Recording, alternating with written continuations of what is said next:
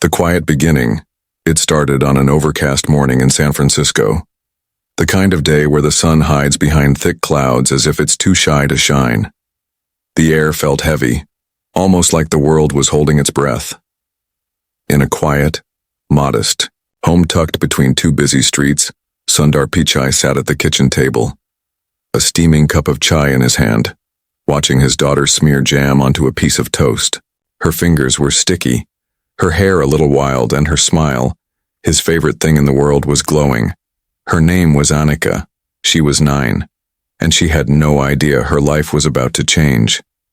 "Papa," she said, her voice soft but firm. "Are you famous?" Sundar smiled, gently placing his cup down. "Some people know me," he said with a shrug, brushing a strand of her hair from her face. "But I don't think that's the same as being famous." Annika looked up with squinted eyes like she was trying to solve a puzzle. "My teacher said you were on the internet. She showed the class your video. Everyone stared at me." He didn't respond right away. It wasn't the first time someone had told her. And even though Sundar had tried hard to give her a normal life, no cameras, no headlines, it was becoming harder to hide who he was. But what he didn't know was that Annika had a secret, one she hadn't told anyone. Not her friends, not her mom, not even him. And that secret would lead them down a road neither of them were ready for later that afternoon, as Sundar walked into the Google campus for a regular leadership meeting. He wasn't thinking about work. He was thinking about the way Annika looked at him that morning, like she was proud, like she wanted something from him she didn't yet know how to ask for. He sat down in a glass conference room, greeted by nods and muted good mornings. On the surface, it was just another Thursday. Long meetings, slide decks, strategy talks. But something felt off. It was in the way people spoke to him, how their eyes lingered a second too long. Sundar was used to respect. What he wasn't used to was curiosity. Not like this. Not this quiet kind. "There's a video trending," his assistant said during a break, handing him a tablet. "You might want to see it." Sundar took the tablet and pressed play. The video was shaky, probably shot on a phone. It showed Annika standing in front of her third-grade class holding a microphone.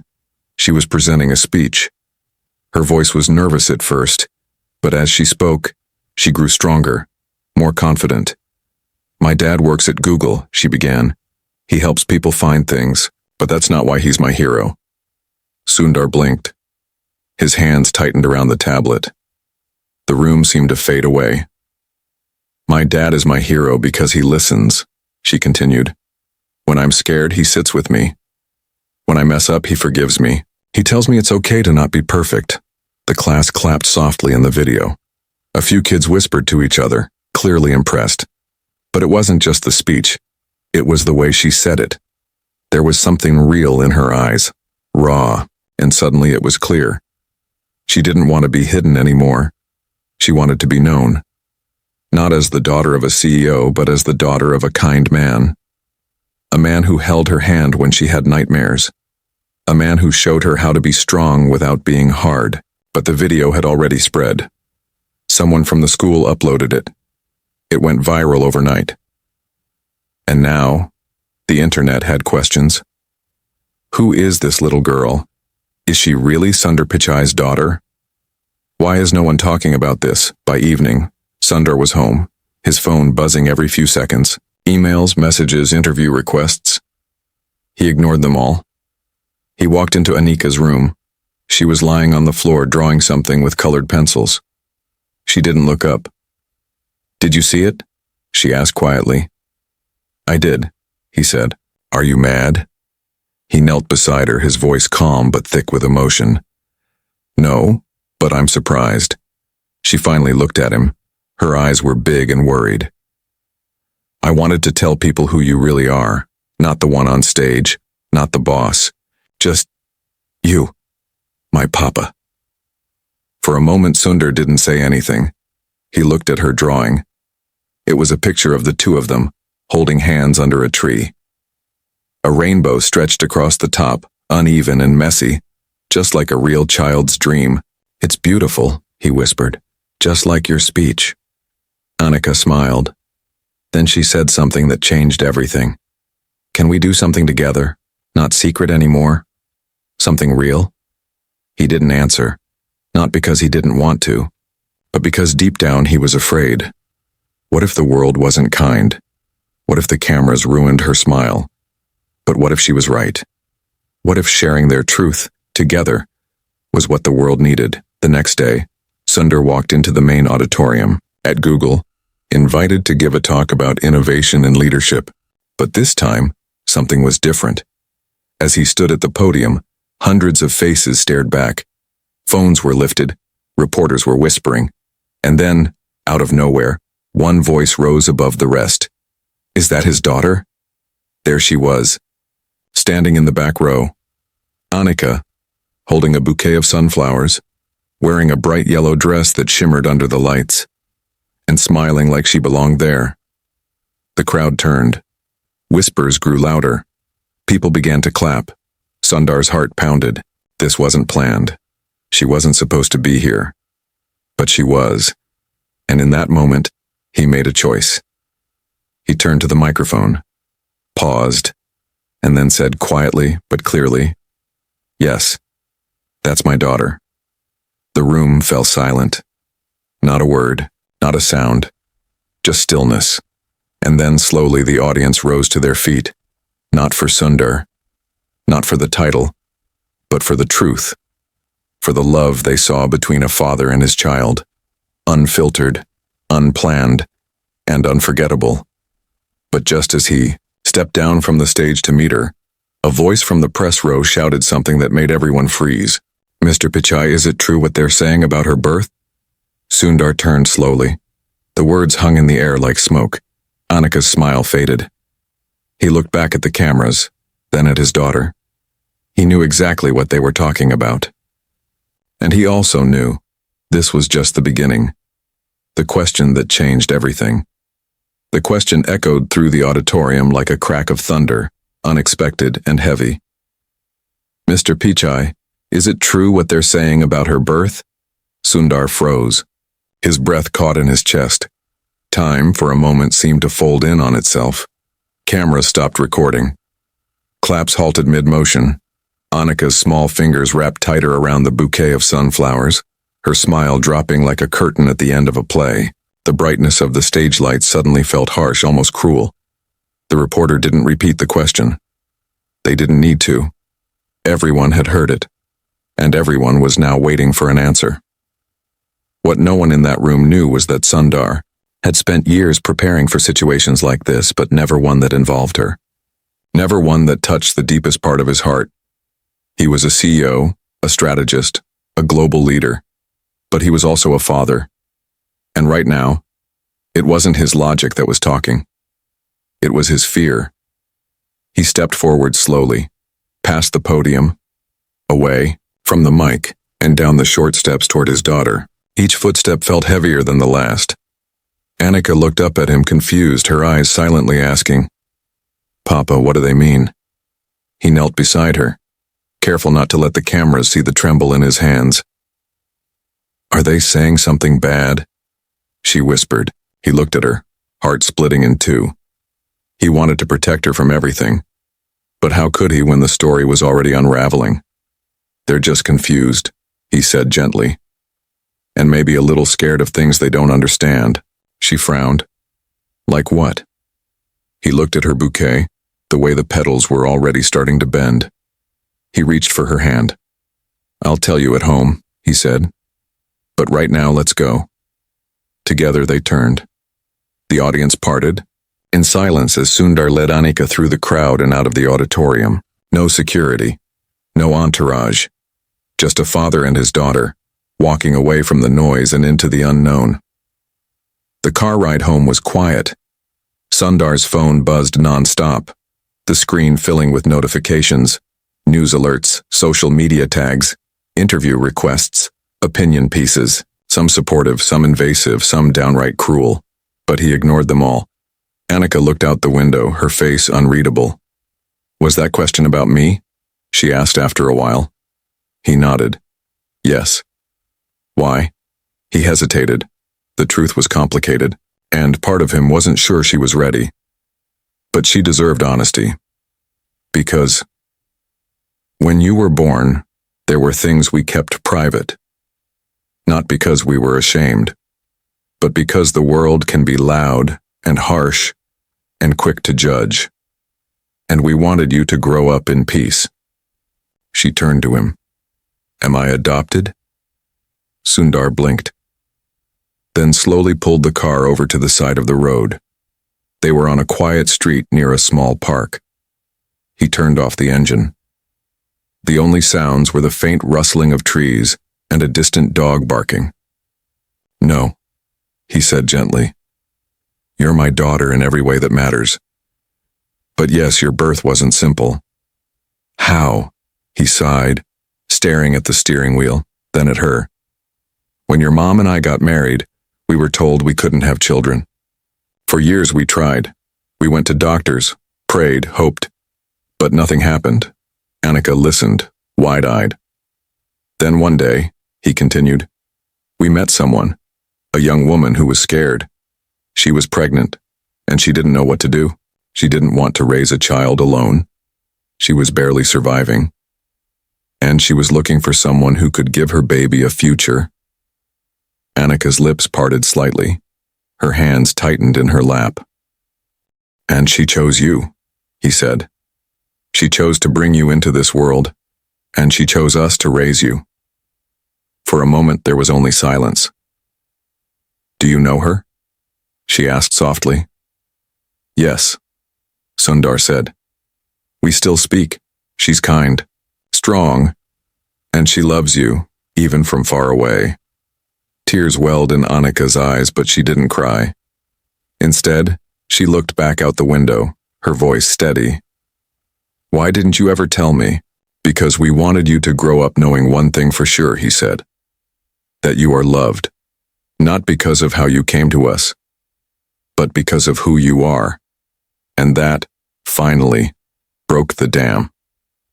Annika leaned over and wrapped her arms around him, pressing her cheek against his chest. I still love you the same, she said.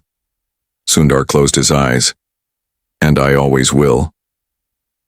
But as they sat there, wrapped in a quiet moment of truth and acceptance, the outside world kept spinning. Online, debates exploded. Photos of Annika flooded news feeds. Conspiracy theories swirled, some noble, others ugly. And before the day was over, a major publication had already posted a headline. Truth about Sundar Pichai's daughter raises new questions. By nightfall, the doorbell rang. Sundar opened it to find a woman standing there. She wore a gray coat, her face partially hidden behind dark glasses, but her voice was unmistakable. I told you this would happen, she said. It was Maya, the woman who gave birth to Annika. She stepped inside without waiting for an invitation. Her presence brought a sudden heaviness to the room, like a wave crashing against a calm shore. Annika peeked from behind a wall, unsure, then disappeared again. I didn't ask for this, Sundar said quietly. I never wanted her to be dragged into the spotlight. Maya looked around the house. You think I did? I kept quiet for 9 years, and now my name's being searched like some character in a soap opera. He sighed. I'm sorry. Don't apologize, she said. Just fix it. How? Maya hesitated. Then her eyes softened, just a little. Tell the truth. Tell the world everything. Not just who she is, but who she's always been. She's strong enough to handle it. Sundar rubbed his temples. She's still a child. Yes, Maya said. And maybe that's exactly why they'll listen. Later that night, Annika asked if she could talk to Maya. They sat together in the living room, Sundar watching from the kitchen. You're my real mom? Annika asked, unsure of the words. Maya shook her head gently. No. Your real mom is the one who packed your lunch every day and sang you to sleep. The one who taught you how to tie your shoes and whispered, I love you 1,000 times. That's her. Not me. Then what are you? Maya smiled. I'm someone who helped you get here, and someone who will always care. Annika nodded slowly, then asked, "Do you think I should tell people?" Maya looked over at Sundar. "I think the only person who can answer that is you."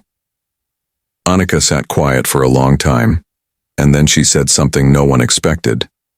"What if we told the story together?" The next day, a quiet video appeared on Sundar's personal blog. No music, no edits, just 3 people sitting on a couch, a father, a daughter, a woman from the past. They took turns speaking, not rehearsed, not perfect, just honest. They told the story. From the heartbreak of infertility to the moment Maya handed baby Annika to Sundar for the first time. They spoke about choices, sacrifice, fear, and above all, love. Within hours, the video was shared around the world. People cried. Others apologized. Some said they saw themselves in Annika, others in Maya. A few even saw their own fathers in Sundar.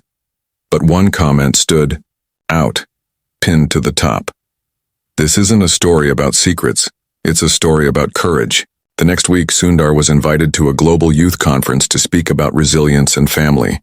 He didn't go alone. He walked on stage with Annika beside him, hand in hand. And just before he spoke, the crowd once again whispered, "Is that his daughter?" Yes, it was, and this time they all knew exactly what that meant. But just when it seemed the story was finding peace, something new surfaced. A letter, written by Maya, dated 9 years ago, never meant to be found. A letter that could change everything they thought they knew. The letter in the box, it was a quiet Sunday morning, and the sun filtered softly through the lace curtains of the living room. The chaos of the previous week had slowed to a gentle rhythm. The world, it seemed, was finally giving them space to breathe again. For the first time in days, Sundar felt stillness return to the house. Annika sat cross-legged on the rug, feeding her curiosity with a pile of old books. Nearby, her mother folded laundry with an ease that spoke of ordinary peace. Everything felt almost normal, but peace has a way of hiding its cracks. In the attic above them, where dust slept thick across wooden beams and forgotten boxes, a moment waited to be found, not by chance but by memory.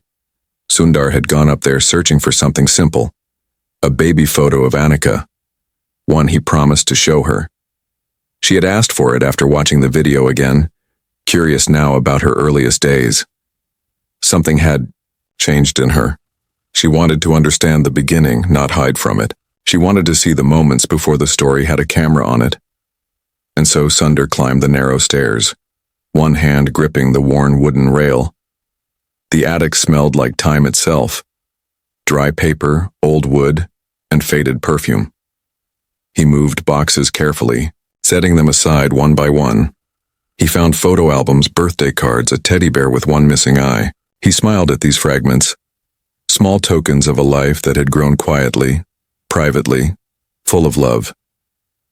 Then he found a plain brown box, unmarked, taped shut. He didn't recognize it, which was strange. Sundar was a man of details. He remembered things. He remembered every box they had moved into this house, every book, every label. But this box, it was different. He opened it slowly, lifting the flaps with careful fingers. Inside, wrapped in an old baby blanket, was a stack of papers, hospital documents, sonograms, and then a letter, folded once, yellowed slightly, written in handwriting he hadn't seen in nearly a decade. It was Maya's. He sat down right there, the wood creaking beneath him, and opened the letter. "Sundar, if you're reading this, then maybe something has changed. Maybe you had to tell her. Or maybe she asked, and you couldn't lie. Either way, this letter wasn't meant for you. It was meant for her. But I know you'll be the one to find it first.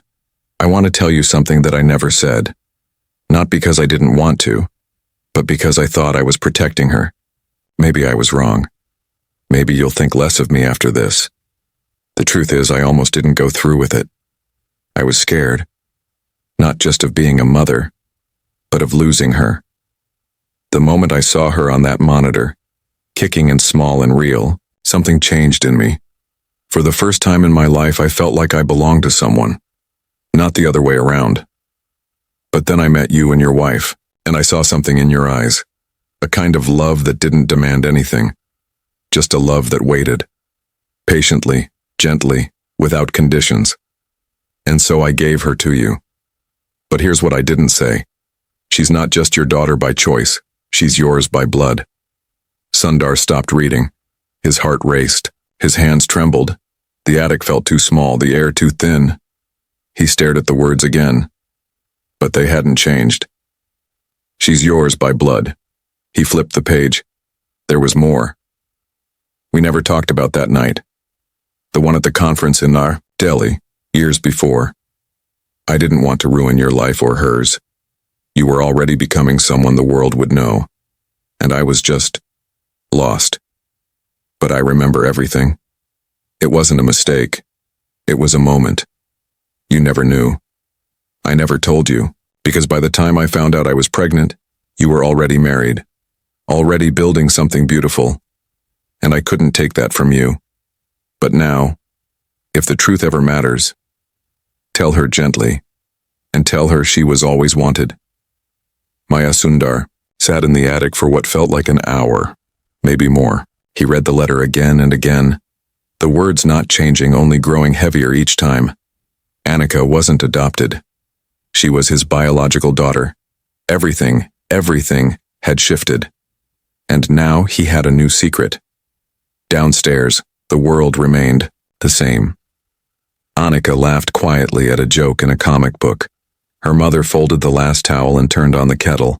But Sundar couldn't walk down those steps as the same man who had walked up them. He moved like a ghost through the hallway, the letter tucked inside his pocket. He paused in the doorway, watching Annika without her noticing. She had his eyes. He had always known that. But now the resemblance felt louder, more alive. And suddenly he wasn't sure what to do. Should he tell her? Should he tell his wife? Should he tell anyone? He thought of Maya, of how much she had carried, how much she had kept silent, and why. His mind was a storm, but something anchored him, a memory. The first time he held Annika, the way her tiny fingers had curled around his thumb like she was choosing him too. He walked to the kitchen, slowly, deliberately. His wife looked up. "Did you find the photo?" He nodded, but didn't hand it over. "I found something else," he said quietly. Her smile faded. "What is it?" "We need to talk." They sat together in the study, the door closed. Sundar held the letter in his hands, his wife sitting across from him, already sensing the weight of what he hadn't said. When he handed her the paper, she didn't open it right away. She looked at him first, her eyes searching his for the truth. "It's about Annika," he said. She read the letter slowly without interruption. Then she folded it neatly, placed it on her lap, and stared at it. For a long time, she didn't speak. Then, quietly, she asked, "Do you believe her?" "Yes," he said, "I do." Tears filled her eyes, not from betrayal, not from anger, but from something deeper. Heartbreak. "All these years," she whispered. "And she was yours. She was always ours," he said, reaching for her hand. She let him hold it. "Does it change how you feel about her?" she asked. "No," he said, "but it changes how I see myself." That night, Annika came into their bedroom holding a drawing. She had sketched the three of them under a tree again, but this time, there was a fourth figure in the corner. A woman with long hair and a soft smile. "I drew Maya too," she said, "because she helped make me." Sundar looked at the drawing, then at his daughter. "Do you feel different now?" he asked. Annika shook her head. "I feel more full, like there was a space I didn't know was empty. And now it's not." He smiled. But inside he knew that the real truth hadn't been spoken yet, because Annika still didn't know she was his by blood. He would tell her. He knew he had to. But not tonight. Tonight was for stillness. The next morning, everything broke open. A journalist published a leaked photo of Maya's letter. It wasn't the full version, just a blurry image, half the page showing. But it was. Enough headlines exploded again. Exclusive, Sundar Pichai may be biological father of adopted daughter. Hidden chapter in Google CEO's family story revealed.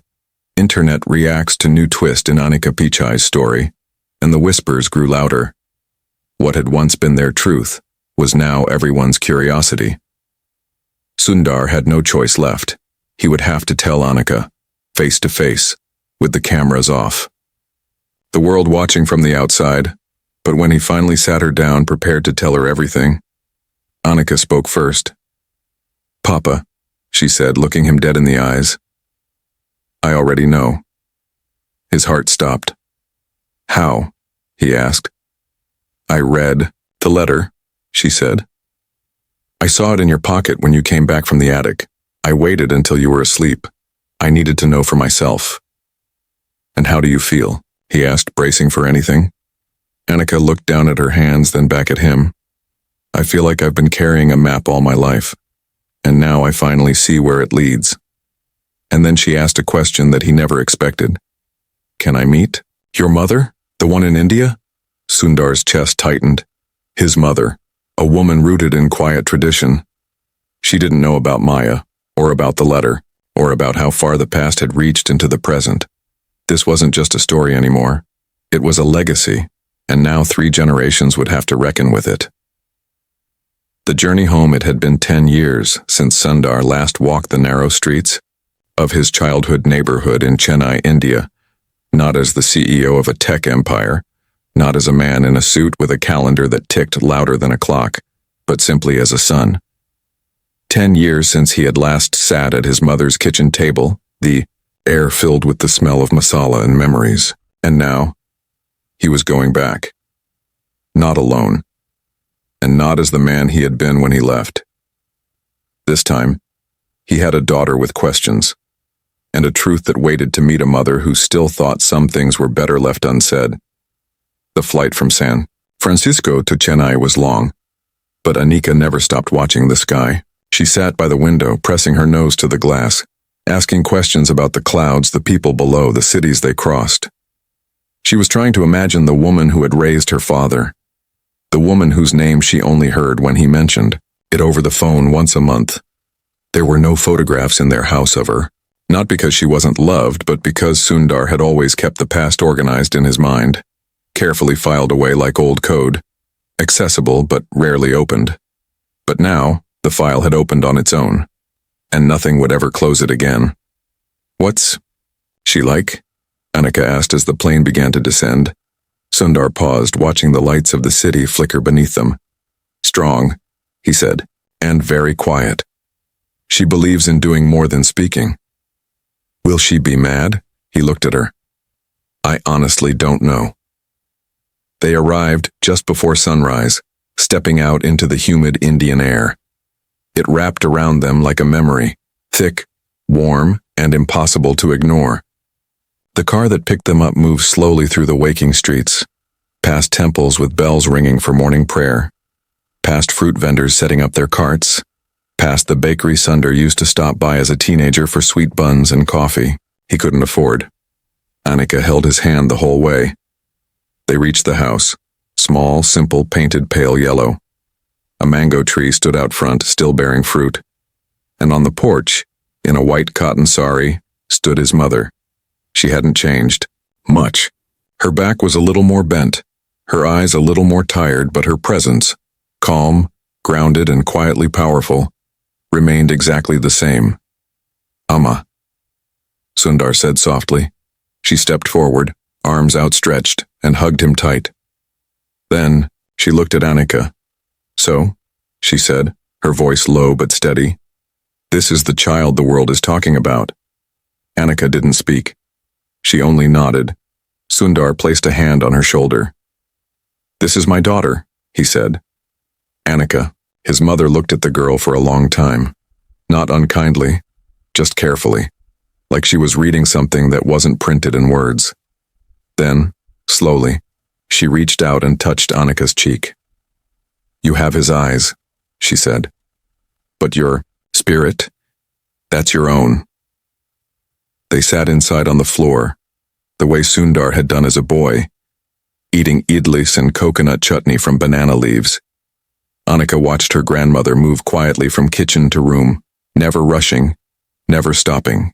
There was no phone in her hand, no screen pulling at her attention, only the rhythm of hands that had cooked and washed and worked for a lifetime. As the meal ended, Sundar finally said the words he had carried across the ocean. "Amma," he said, "there's something you need to know." She didn't turn. She continued washing the last plate in the kitchen sink. "I know," she said calmly. He blinked. "You know?" She wiped her hands on her sari, turned to him and nodded. "I knew the moment I saw her, and long before that. I've always known. I just didn't ask." "Why not?" "Because you were already being a father," she said. "And because some truths wait until they're ready." Later that night, while the neighborhood slept and the only sound came from distant dogs and the whir of a ceiling fan, Sundar sat with his mother on the porch. Annika had fallen asleep inside, curled under a mosquito net, her arms wrapped around a pillow like it was a secret. "Was I wrong?" Sundar asked. His mother took a deep breath. "No, but you were afraid." "I still am." "You thought the truth would hurt her," she said. "But children aren't like us. They're softer but also stronger. They break and heal in the same breath." He stared at the stars above, so different from California's clean skies. Here the stars blinked through smoke and dust and still managed to shine. "What should I do now?" She leaned closer. "You raised her well, but now she wants to grow her own story. Let her." The next day Annika asked to go for a walk. Sundar tried to suggest places, but she shook her head. "Just the two of us," she said to her grandmother. So they walked, through the market. Past the school Sundar had once attended, past the tea stall where he'd studied under streetlights when the power went out at home. He didn't say much, but Annika asked 1,000 questions. Every corner seemed to whisper, parts of a boy she had never met. Her father, not the CEO, not the world figure, but the child who grew up among spice stalls and scooter horns.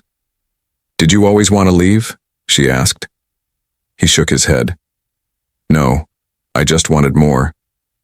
Not because this wasn't enough, but because I wanted to carry it further."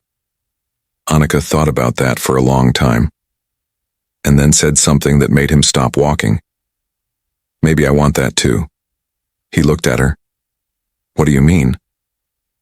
"I want to tell my story," she said, "but not in someone else's video, not in their words, in mine." That evening, back in the small living room, she set up her tablet and began recording. The power cut out halfway through, so she lit a candle and continued under its soft glow. "Hi," she said to the screen. "My name is Annika Pichai. You probably know me because of my dad. But today, I want to tell you about someone else. About a woman in a white sari who made the best coconut chutney I've ever had. About a tree outside this house that grows mangoes that taste like sunshine. About a street where people don't rush, they pause. And where love is quiet, but everywhere." Sundar stood in the hallway listening to her words, his throat tightening. "People ask if I feel broken because I have more than one mother," she continued. "But I don't. I feel lucky. Because I was loved by many people in many ways." She smiled. "So don't call me a story. I'm not a mystery. I'm just a girl learning where she comes from. And that's enough." She ended the video. No music, no edits, just truth. It went viral within a day, not because she was famous, but because she was real. Millions of views, millions of hearts opened. But just when the world began to embrace her voice, a phone call came. It was Maya, and she was in trouble. The mother who disappeared. It was late evening in Chennai. The sky was beginning to bruise with shades of deep blue and gray as rain clouds gathered in the distance. The air had turned heavy, sticky with the quiet tension that sometimes comes before a storm.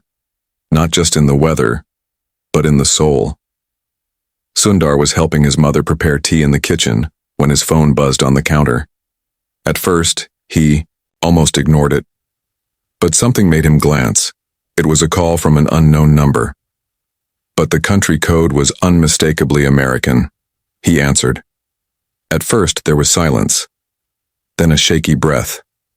Sundar, a voice whispered. It's me. It's Maya. He froze. The kettle hissed beside him, but he couldn't move.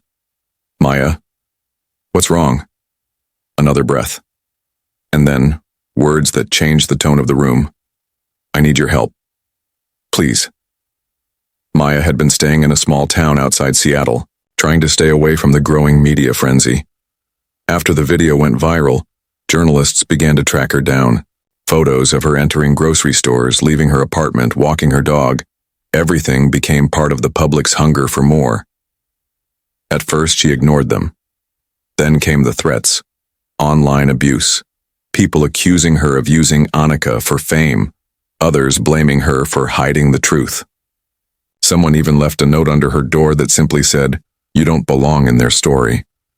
I thought I could handle it, Maya said, her voice cracking over the phone. But I can't. I didn't ask for this. Where are you now? Sundar asked, already opening his laptop. I don't know where to go, she said. I don't want to disappear, but I also don't want to be the woman everyone thinks I am. There was something in her voice, beyond fear. It was grief.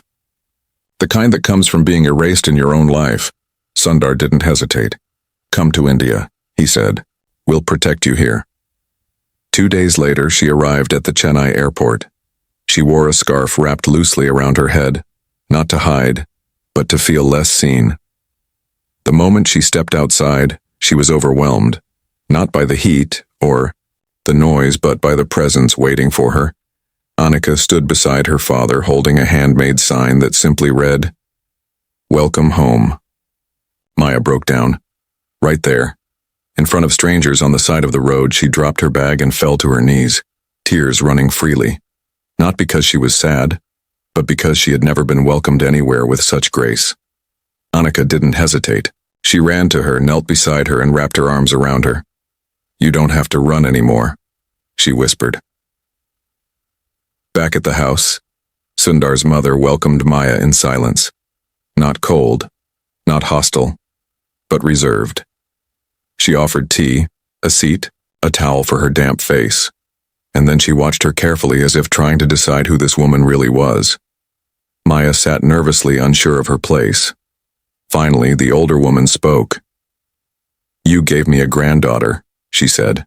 I won't forget that. Maya's eyes softened. I didn't know what else to do. I just wanted her to be loved.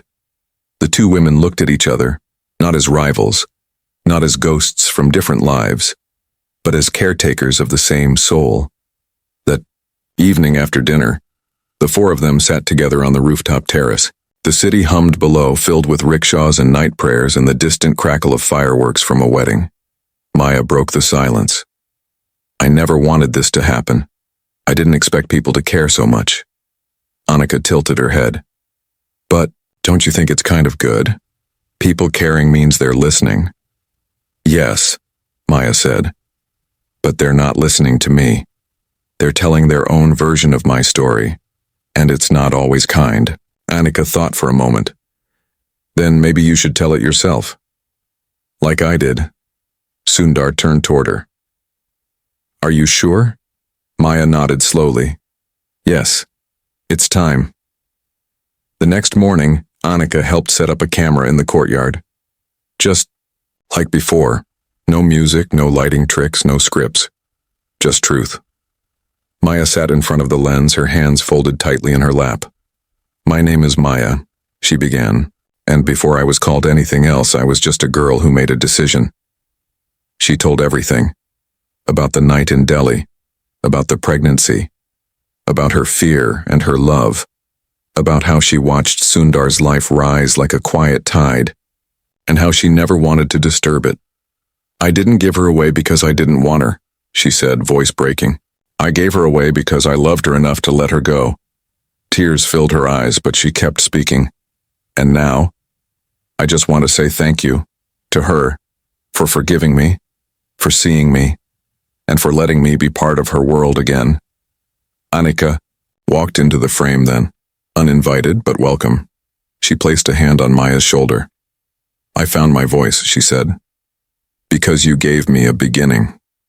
The video was posted 2 days later, and something strange happened. The comments weren't cruel, they were kind. People wrote stories of their own lost mothers, their unknown fathers, the families they had built from broken pieces. Thousands of messages poured in, not just from India and America, but from Brazil, Japan, Nigeria, Argentina, Canada. People weren't reacting to fame anymore. They were responding to love. But just as the family found this new fragile piece, a letter arrived in the mail. No return address, no stamps, just slipped under the gate in the early morning hours. Sundar opened it slowly. Inside, a single sentence. You're not done yet. There's still one truth you haven't told her. No name, no explanation. But Sundar knew there was still something he hadn't told Anika. The full truth. The night in Delhi. The moment that changed everything. He had told her she was his daughter, but not how, not why. And the weight of that night still lived in the shadows of his heart. He would have to face it. With her. And soon. Because the final chapter wasn't waiting anymore. The night that never left, the morning sun in Chennai filtered through the curtains like a quiet promise. Soft golden light settled on the tiled floor where Anika sat cross-legged, sketching her grandmother's mango tree. Sundar stood in the doorway watching her, his heart heavy with a silence he had been carrying for years. His hands held the letter, the one delivered without a name, without warning. One sentence written with surgical precision cutting deeper than any headline. You're not done yet. There's still one truth you haven't told her. He knew the moment he read it what it meant. Not because the sentence was specific, but because guilt has a way of recognizing its own reflection. The truth he'd left buried beneath layers of fatherhood, protection, fear, and love. The truth about how she came to be, not the paperwork, not the adoption, not the bloodline, but the night, the one in Delhi, the one he had never told anyone about, not even his wife. And now, he had to tell Anika, not because he wanted to, but because she deserved to choose what she did with the full truth of her life. That evening, as the sun dipped below the rooftops, the city settled into a gentle hush. Dinner was quiet. Maya had stepped out for a walk. Sundar's mother dozed on the veranda. Anika sat across the table from her father, eating slices of guava dipped in salt and chili powder, her favorite discovery since arriving in India. Papa, she said, looking up, is something wrong? He paused, his jaw tightening for just a moment. There's something I need to tell you. It's about the night you were conceived, before you were born. She blinked, surprised, but not scared. Okay. He gestured for them to go upstairs.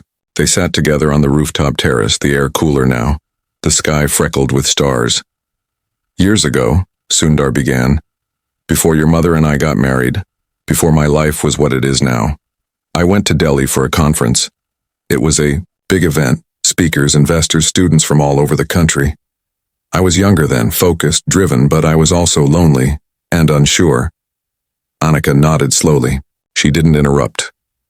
One night after the event, he continued, I was invited to a dinner hosted by a group of organizers. Maya was one of them. We had spoken briefly during the conference. She was passionate, smart, intense. There was something about her. She carried the weight of the world but still managed to smile. He exhaled, the memory pressing at his chest. We talked for hours that night, not just about work or the future, but about who we were, what we had lost, what we still hoped for. Maybe it was the moment. Maybe it was the way the world felt, wide open and heavy at the same time. Maybe we were both trying to be seen by someone. He looked at his daughter then. We made a mistake. Not because of you, but because we weren't ready for what came after. I didn't know she was pregnant. She didn't tell me. I left Delhi thinking it was just one night. A memory that would fade. Anika looked down at her hands. When did you find out? She asked. Only after the adoption, he said. Years later. She didn't tell me until she left that letter. Silence stretched between them like a bridge over deep water. So you didn't choose me because you knew I was yours? She asked. No, he said. We chose you because we loved you the moment we saw you. The blood, that came later, but the love was already there. Annika didn't cry. She sat still, breathing slow, as if her mind was scanning every corner of her memory, trying to figure out what had changed and what hadn't. I don't feel broken, she said at last. But I feel different. Sundar nodded. I know. You made a mistake, she said. But you didn't run. You stayed. You became my father. I did, he said, and I always will. The next morning, she walked alone to the tree behind the house. She sat beneath it for a long time, sketching quietly. Sundar watched her from the kitchen window. She didn't look back. She didn't need to. Later that evening, she called everyone into the courtyard. I want to say something, she said. Maya, Sundar, and his mother sat together in a semicircle. There was no camera this time, no tablet, no audience. Just a family, raw and real. When I came here, she began, I thought I was just visiting a place where Papa grew up. But what I found was a story. A complicated, messy, beautiful story. She looked at Maya. You were scared, but you were brave. Then at Sundar's mother. You were quiet, but you still made space for me. And finally, at her father. You made a mistake, but you told the truth. And that matters more than being perfect. She reached into her pocket and pulled out a folded paper, her latest drawing.